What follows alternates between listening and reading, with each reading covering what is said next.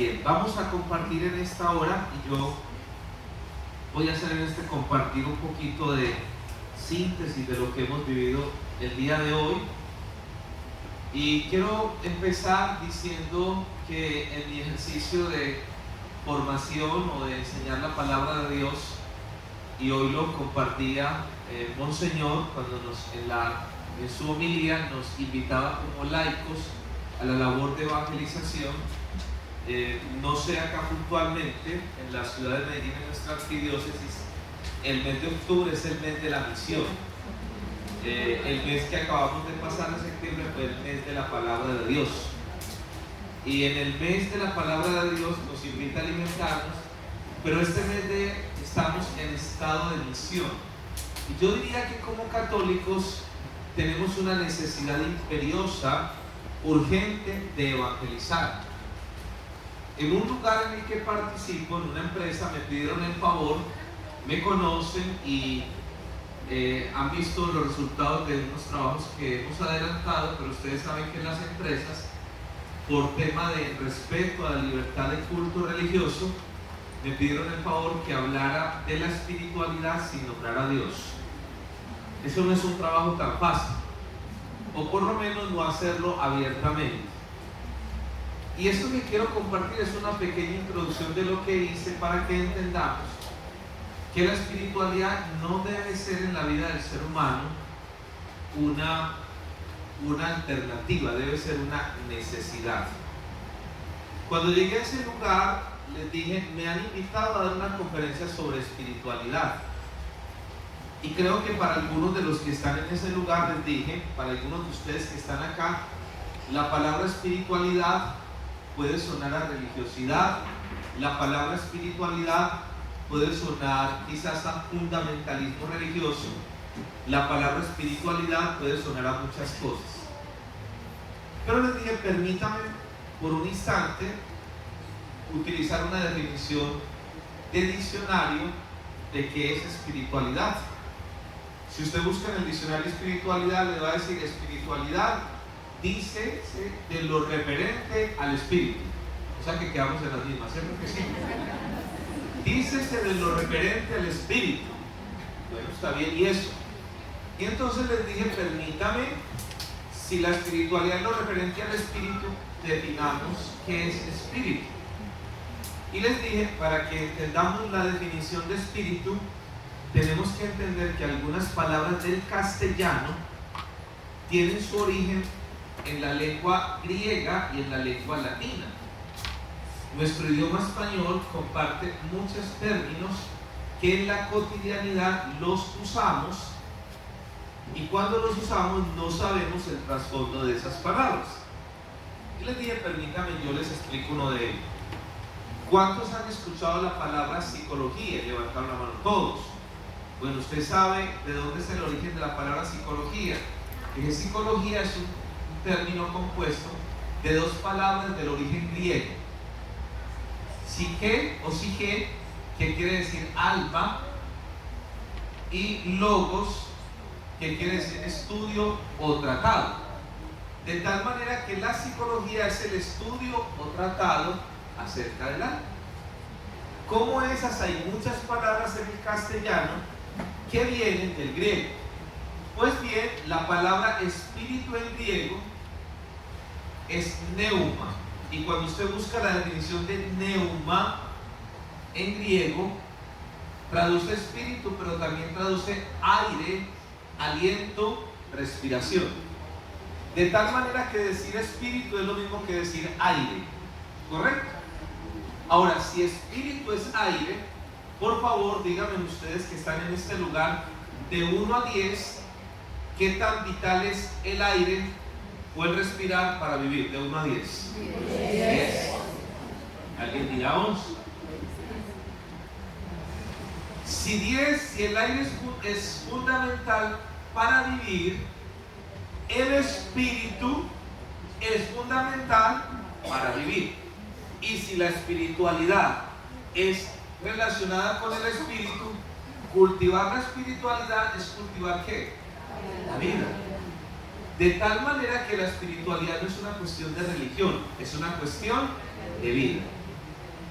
Pero hagámoslo de otra forma para que lo entendamos. Si una persona no respira, ¿qué le ocurre? Se muere. Cuando una persona no cultiva el espíritu, ¿qué pasa? Se muere. Y entiendan por qué la crisis de valores de hoy no es una crisis de conocimiento, no es una crisis económica, no es una crisis de tecnología. La crisis del mundo de hoy es una crisis de espiritualidad. ¿Y por qué una crisis de espiritualidad? Porque no habrá normas que le sirva a una sociedad cuando las normas se las enseñas a los muertos. Si una persona está muerta y usted le da toda una cátedra de cómo comportarse, el muerto no la va a entender ni le va a importar. A los seres humanos hoy no les interesa lo que pasa, porque literalmente están ¿qué? Muertos en vida. Entonces podemos sacar todas las normas, los castigos, las cadenas perpetuas para los violadores. Pero es que un violador, como está muerto en vida, no siente el dolor de abusar de una persona. Como un asesino no siente el dolor de quitarle la vida a una persona y producir un dolor en la vida de sus seres queridos, llámese papá, mamá, hijos, hermanos, esposo o esposa, cuando lo hace. Por eso una persona que está muerta literalmente no va a entender esa realidad. Así que las crisis de hoy no son crisis de tipo económico, no son crisis de tipo tecnológico. Hoy tenemos mejores condiciones socioeconómicas que hace 30 o 40 años. Hoy tenemos mejores desarrollos tecnológicos que hace 30 o 40 años. Hoy tenemos mejor formación académica que hace 30 o 40 años. Lo que pasa es que hoy hay seres humanos que están muertos en vida. Y como están muertos en vida, no sienten. Y como no sienten, su vida se desmorona, se viene abajo. Y entonces les dije a esas personas, cultivar la espiritualidad es el ejercicio de cultivar la vida. Algunos lo llamarán principios, valores, desarrollo humano, crecimiento personal. Pero en síntesis es la espiritualidad. Ahora, si pensamos que la espiritualidad es cultivar la vida, qué bueno preguntarle al dueño de la vida cómo se debe vivir esa vida. Y les dije, lo que yo hago como ejercicio es básicamente entender el propósito de la vida y transmitir el propósito de quien diseñó la vida. Como cuando una persona diseña un carro o diseña un artículo electrodoméstico, qué bueno preguntarle qué lo diseñó, para qué sirve, cómo se usa, cómo funciona y cuáles son los beneficios. Preguntarle a Dios sobre la espiritualidad no es nada diferente, sino preguntarle cómo debo vivir esta vida. Porque hoy no sabemos cómo vivir la vida y por eso nuestros hogares se están desmoronando. Y eso es lo que pasa en la vida de los seres humanos. Así que finalmente lo que hacemos, los que servimos a Dios, es básicamente vivir un proceso de anunciar la vida. Porque la vida no está en nosotros, la vida está en aquel que es el dueño de la vida. Él es el camino, la verdad y la vida. Él es la vida era la luz de la humanidad y solo Dios puede devolvernos la vida que hemos perdido. A esta persona que me dijo literalmente que se iba a quitar la vida ese día, y gracias por el mensaje, me empezó a hablar y le dije, voy a escucharte, y me dijo, yo he querido quitarme la vida, y yo le dije, y en eso estamos de acuerdo, debes quitarte la vida, y Dios quiere que te quites la vida, pero esa vida de sufrimiento, de tristeza, de dolor, de amargura, porque esa vida te la tienes que quitar, a esa vida tienes que morir. Y hay una vida nueva que está esperando por ti. Y tú no puedes castigar la vida nueva que Dios tiene para darte, anulando toda posibilidad de vida. Porque si te quitas la vida físicamente, anularás la posibilidad de encontrar una vida nueva que Dios tiene para ti. Hay una nueva persona que aún tú no conoces. Hay un nuevo ser humano que tú no conoces. Y ese ser humano está por ser conocido. Hoy posiblemente tú quieres quitarte la vida porque esa versión de ser humano que estás viviendo no es la que tú quieres y tampoco es la que quiere Dios, y por eso tienes insatisfacción. El tema es que esa insatisfacción, ¿qué tal si la llevas a Dios para que Dios te dé una nueva vida? Llevamos este proceso. La semana pasada ya pude hablar con su esposo, con su familia, y me dijeron: Edison, ¿qué fue lo que pasó en esta mujer? ¿Qué pasó en mi esposa? Es otra totalmente diferente. Hay alguien que ha vuelto a la vida. Y es el ejercicio de la espiritualidad. Ahora, ¿cómo se da ese proceso? Ese proceso se da con el nacimiento a través de una semilla que se siembra. Y de eso quiero hablarles porque hoy, 15 años después que se ha sembrado semillas, esa semilla ha crecido. Y me encantó la placa que recibí en nombre de Corporación La Comunidad, porque la placa literalmente es un árbol. Y dice el Evangelio de San Mateo, capítulo 13, versículos 31 y 32, algo maravilloso. Dice de esta forma: Jesús también les contó esta parábola. El reino de los cielos es como una semilla de mostaza que un hombre siembra en su campo. Es por cierto, la más pequeña de todas las semillas, pero cuando crece, se hace más grande que las otras plantas del huerto y llega a ser como un árbol tan grande que las aves van y se posan en sus ramas. Jesús compara el reino de Dios a una semilla muy pequeña, pero cuando pasa el tiempo, esa semilla ¿en qué se convierte? En un árbol. ¿Cualquier clase de árbol? Un árbol muy grande que abre espacio ¿para qué? Para que muchas aves lleguen a hacer nido en sus ramas. Y entonces quiero enseñarles 3 aspectos de la semilla de Dios. Número 1, el propósito. Número 2, el proceso. Y número 3, el producto o resultado. Número 1, el propósito. ¿Para qué Dios siembra una semilla? ¿Y para qué siembra la semilla de la palabra de Dios? Es muy importante cuando tú siembras algo o cuando tú haces algo, saber por qué lo haces. Porque de la fuerza y de la claridad del propósito dependerá los esfuerzos y dependerá lo que tú hagas en ese lugar. Si tú compras un terreno y tu propósito es construir una casa de 2 pisos, colocarás unas bases. Pero si tu propósito es construir un edificio de 20 pisos, las bases serán otras. Si tu propósito en un terreno, cuando lo compras, es construir una bodega, utilizarás unos materiales. Pero si tu propósito es construir unos apartamentos, utilizarás otros materiales.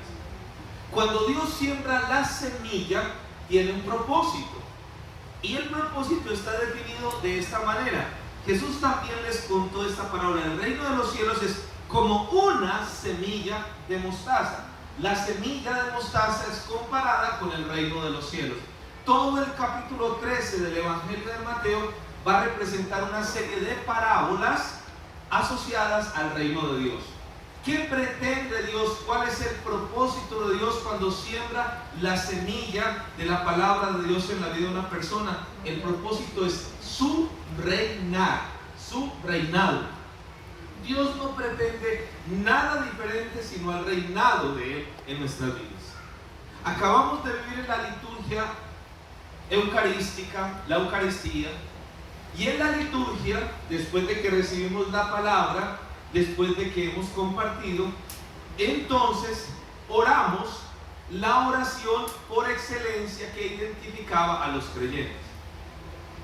Monseñor, de manera muy especial, estuvimos atentos, nos explicaba que los catecúmenos inicialmente cuando bautizaban, lo hacían ¿dónde? En un lugar aparte, el baptisterio, que era donde bautizaban, y lo hacían por inmersión total. Y cierto que lo hacían afuera. Lo hacían afuera porque como no lo recordaba hoy en la liturgia, no todo ser humano, no toda persona que nace es hijo de Dios, o todo el que nace es hijo de Dios. No, todo el que nace es criatura, pero se pasa a ser hijo de Dios porque se recibe el bautismo, que representa la fe o el evangelio de Cristo. Pero Edison, es que los niños no han escuchado eso. En el bautismo los padres y padrinos prestamos la fe. ¿Qué es prestamos la fe?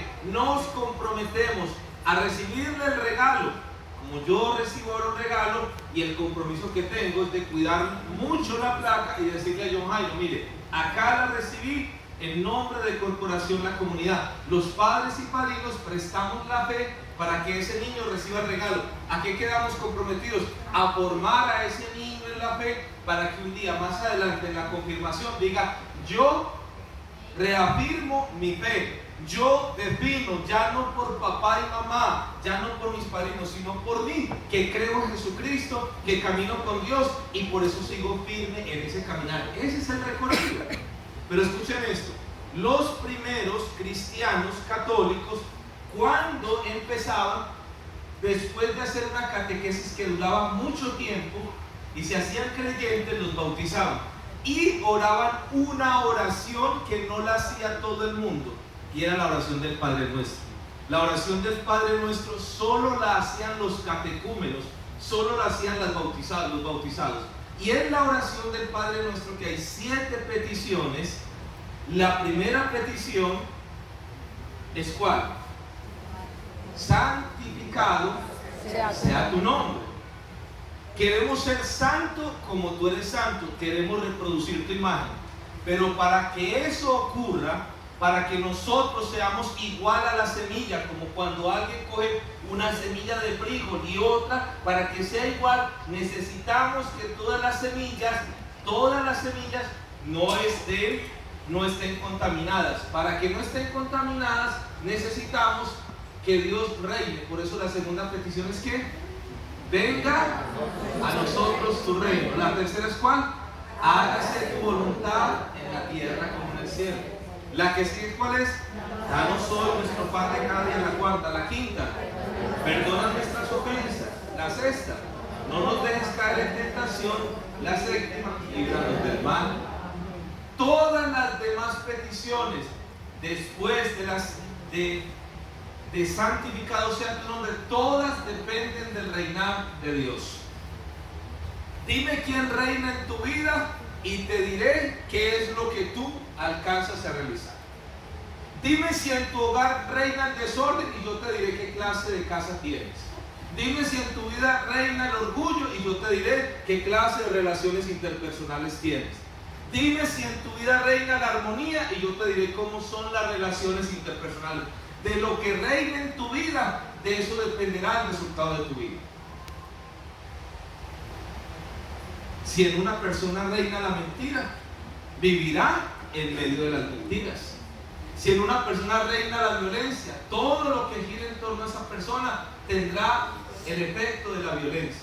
Por eso el propósito de Dios cuando siembra la semilla no es que pasemos bueno o que nos sintamos bien, no. Dios dice, yo quiero llegar a reinar en tu vida.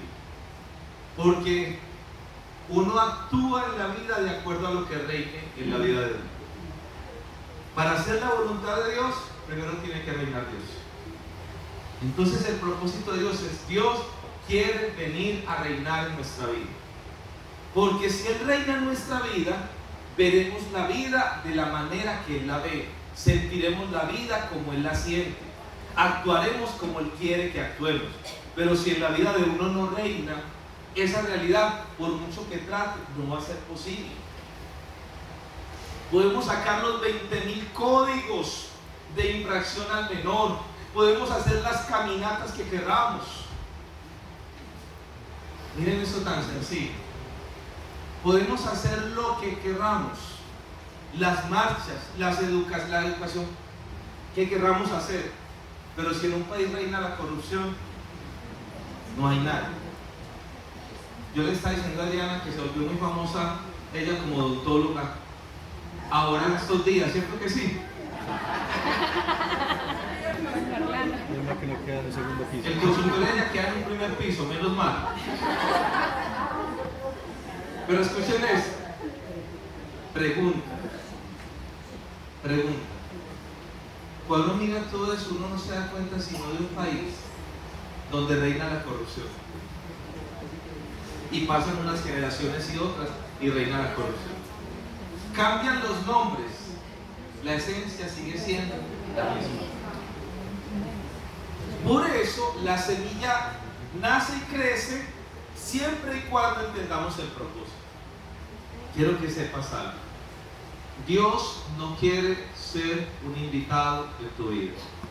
Dios quiere ser el rey de tu vida. Dios no quiere ser alguien importante en tu vida. Dios quiere ser lo fundamental en tu vida. Porque hay muchas cosas importantes, pero fundamentales solo hay una. Importante en una casa son las puertas, son las ventanas, son los muros, pero el fundamento es el que sostiene todo. Dios no quiere ser el que ocasionalmente le llamemos. Dios quiere ser la razón de ser de nuestra vida. ¿Y por qué lo quiere ser? No por capricho, sino por una sencilla razón. Porque cuando otra cosa, otras circunstancias es el fundamento, hoy está y mañana no. Hoy tenemos trabajo y mañana no sabemos si seguimos con el trabajo o no. Hoy tenemos salud, pero vamos al médico y el médico le dice a uno una frasecita que es muy fuerte: no me gusta lo que veo.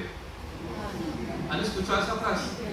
Ese examen hay que repetirlo, necesito que te hagas este examen urgente porque no me gusta lo que veo.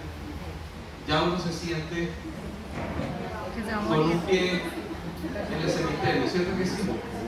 Pero después le dicen, pero tranquilo, no se preocupe. Ay, se me salió el encuadre. Ya después de que le demos un tema más de... Pero la vida te cambia de esa manera, ¿no?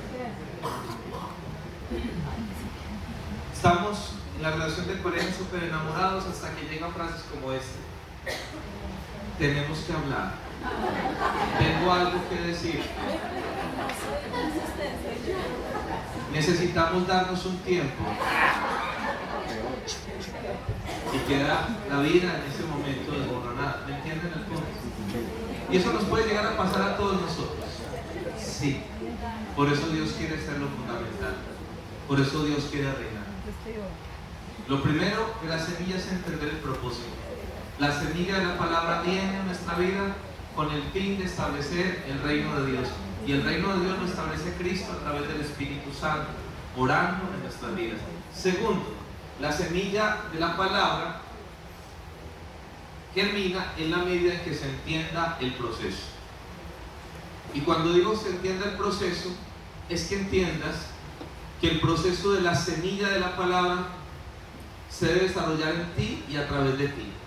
Dice el texto: el reino de los cielos es como una semilla de mostaza que un hombre siembra en su campo. Tú eres el campo de Dios. La semilla de la palabra tiene que nacer en ti y a través de ti. Hay muchas personas que queremos que los cambios se den en los demás. Y el cambio no empieza por los demás, el cambio empieza por uno mismo. Y Dios se compromete si tú te comprometes. Y cuando eso ocurra, en el proceso debe existir la convicción de que Dios hará la obra.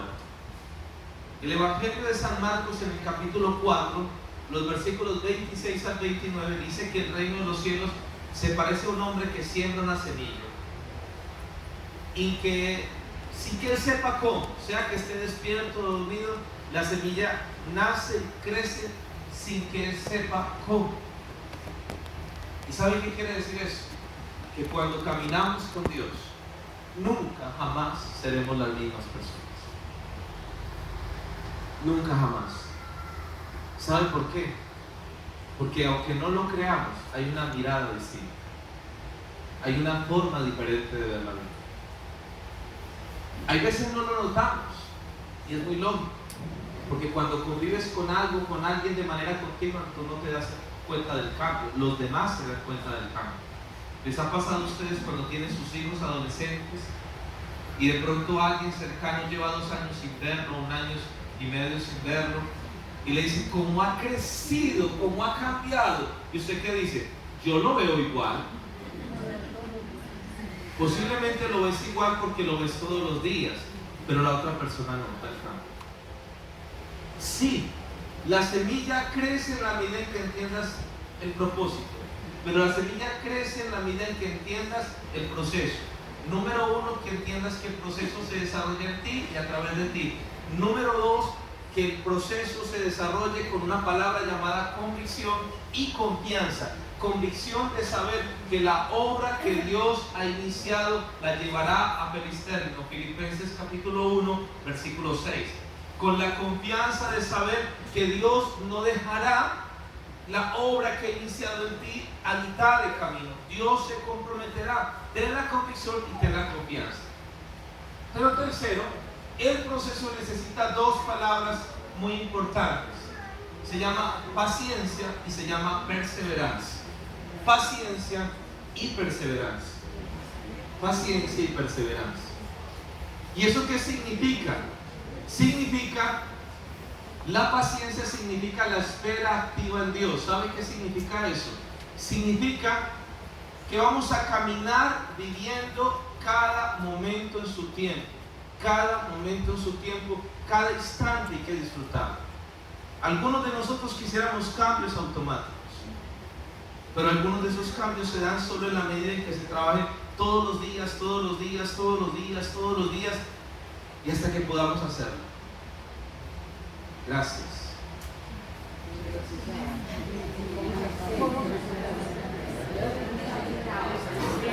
Te voy a dar un regalo. Escucha esto. Aquí un pequeño, dice Mateo capítulo 10, para él. Mateo capítulo 10, 40 al 42. El que lo reciba a ustedes me recibe a mí, y el que reciba a mí recibe al que me envió. El que reciba a un profeta por ser profeta recibirá igual premio que el profeta. Y el que reciba a un justo por ser justo recibirá el mismo premio que el justo. Versículo 42. Y cualquiera que le da siquiera un vaso de agua fresca, por ser seguidor mío, les aseguro que tendrá su premio.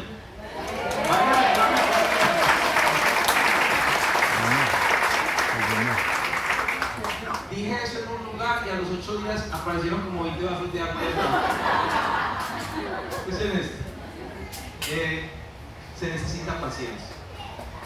Se necesita perseverancia. Yo le compartía a las personas estos días que mi mayor esfuerzo de crecimiento en la fe lo tengo en relación con mi esposa, con mi esposa, porque es la persona que me ve todos los días. Y yo le dije, yo quiero ser la mejor versión de mí mismo, primero para Dios, pero segundo para mis seres queridos y entre ellos para mi esposa. Y una de las cosas que yo dije hace unos años, yo quiero convertirme para mi esposa en su amigo y que ella sea mi amigo, quiero que compartamos. Y empezamos un proceso que lo recuerdo fue hace cerca de 6 años, yo voy a cumplir 26 años de casado. Y cuando cumplí los 20 años de casado, yo estaba acá en el eje cafetero, mi familia es de acá de Pereira, y estaba en el eje cafetero y una persona me regaló una cena en un restaurante por la Circunvalar. Y mi esposa y yo fuimos allá y yo le dije, yo quiero empezar una nueva etapa. Y Dios me había regalado unos versículos de la Biblia, uno de ellos que dice que toda persona sea pronta para escuchar y debe ser tardo para hablar, para enojarse, porque el hombre enojado no hace lo que agrada a Dios. Y el otro texto decía, más se puede confiar en el amigo que hiere que el enemigo que besa. Vale más reprender con franqueza que amar el secreto. Y yo le dije, vamos a hacer el ejercicio. Yo te quiero decir, primero que todo, gracias por estos 20 años, por tanto amor, por soportar. Y uno hay cosas que dice, y uno dice, gracias por soportarme, que la esposa diga, no mi amor, tú has sido un regalo. Ella se quedó callada y después le dijo, amor, vamos a hacer lo siguiente, yo quiero mejorar y quiero que hagamos un ejercicio. Yo quiero que nuestro matrimonio avance, no solamente desde lo bueno que hemos construido, sino desde lo que hay que corregir. Y yo quiero que tú me digas en qué sientes que de pronto te he fallado, me he equivocado. Y cuando ella empezó a decirme, lo primero, yo sentí por dentro como una ira santa. Estaba que le respondía, pero yo dije, Señor, tú has enseñado que la blanda respuesta calma la ira y que es importante hacerlo. Y cuando estaba en ese momento le dije, Señor, ayúdame, porque esta conversación debe ser diferente. Y Espíritu Santo, yo te pido dominio propio, amor, paz, paciencia. Cuando terminó ella de decirlo lo primero, yo le dije, bueno, gracias por decirme, reconozco eso y también reconozco que a la par de eso te he fallado también en eso. Y ella como que se cogió confianza. Y digo, bueno, pues si esto está en oferta, se despachó, después ella me dio la oportunidad.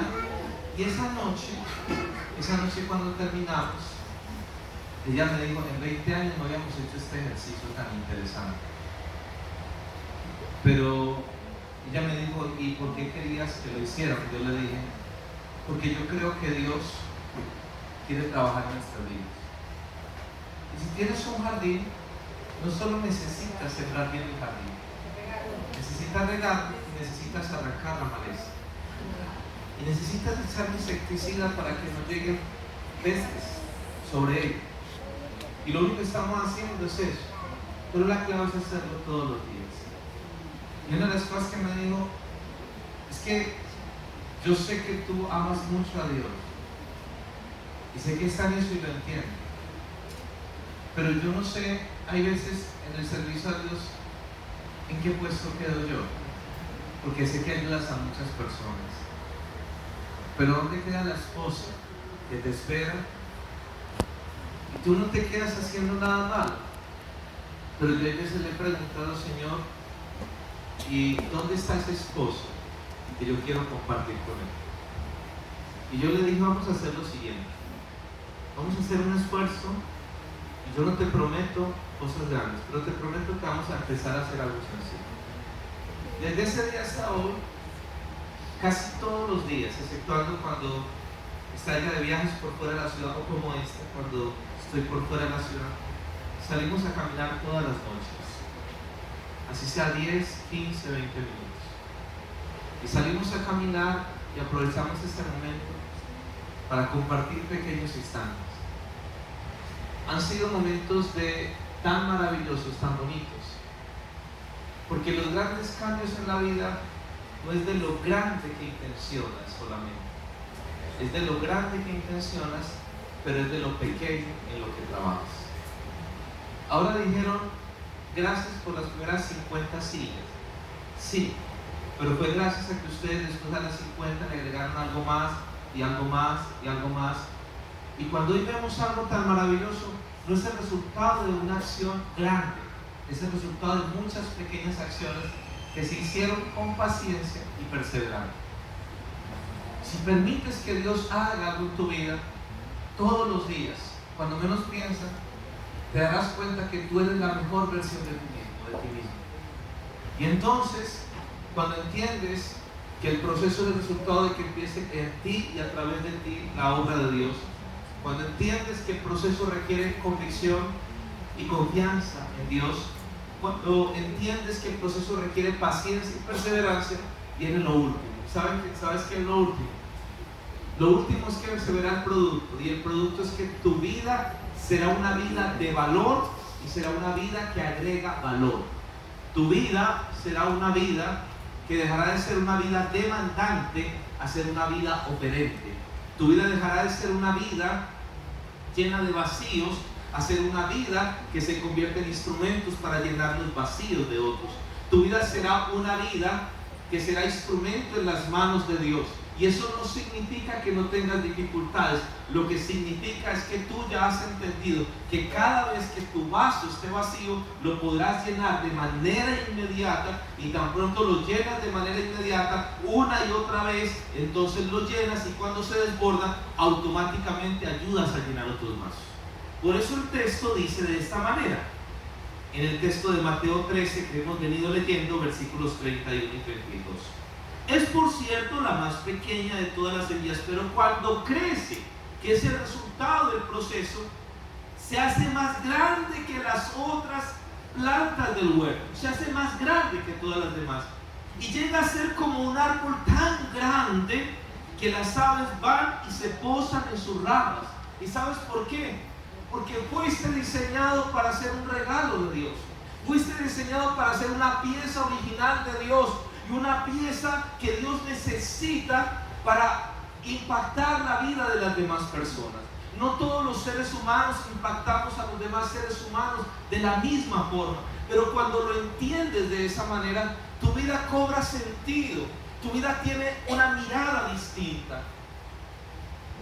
Yo le di gracias al Señor en la mañana cuando sabía que venía a reunirme con ustedes. ¿Y saben por qué? Porque le decía, Señor, gracias infinitas, porque la vida de este ser humano, y lo he repetido muchas veces, que nació en condiciones difíciles, con mi familia, que es de la ciudad de Pereira, nací en Medellín, pero toda mi familia es de Pereira, que viví desde los 3 hasta los 10 años en el barrio El Balso y en el barrio San Judas, cuando era la ladera de la montaña sobre la popa, cuando en esa época, estoy hablando de hace más de 30 años, cuando viví en ese proceso y cuando un deslizamiento vino y nos tapó el ranchito que estaba sobre esa ladera de la montaña, viviendo en condiciones difíciles, cuando llegué a vivir a la ciudad de Medellín, a una de las comunas donde me tocó ver morir a muchos compañeros de barrio, esa vida que no tenía esperanza, esa vida la tomó un día Dios, y hoy gracias al Señor, gracias a Dios, mi vida puede ser instrumento para dar un mensaje de esperanza a los demás. No porque en mí haya esperanza, no porque yo tenga la solución a los problemas de nadie, no tengo la solución al problema de nadie, pero sí sé quién tiene la solución a sus problemas, porque sé que hay un Dios que ama, hay un Dios que fortalece, hay un Dios que consuela, y he aprendido básicamente a sentir que mi vida, que está enraizada en Dios, puede ayudar a que otras personas busquen al Dios vivo, al Dios que transforma, al Dios que cambia, al Dios que da esperanza a la vida, al Dios que un día conocí y al que todos los días le digo, Señor, quédate conmigo, lléname con tu presencia, porque quiero ser un instrumento en tus manos. Ahora, ¿qué necesitamos? Hoy nos decía el Evangelio de Lucas que necesitamos tener un corazón dócil, que no seamos como las regiones de Tiro y de Sidón, que rechazaron la palabra de Dios. Estamos hoy aquí para hacer que esa semilla crezca.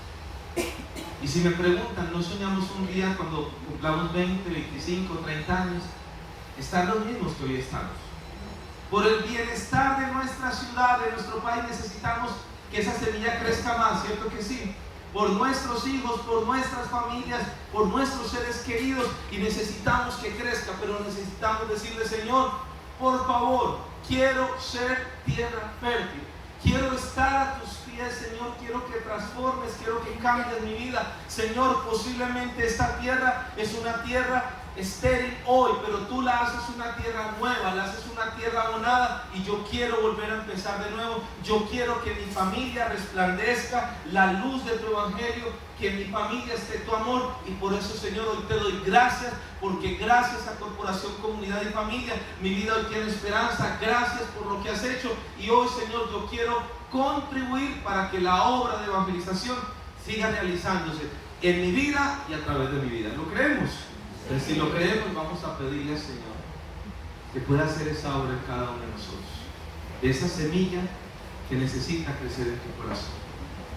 Yo sé que Dios, que conoce tu vida, desea transformar y cambiar todo tu ser.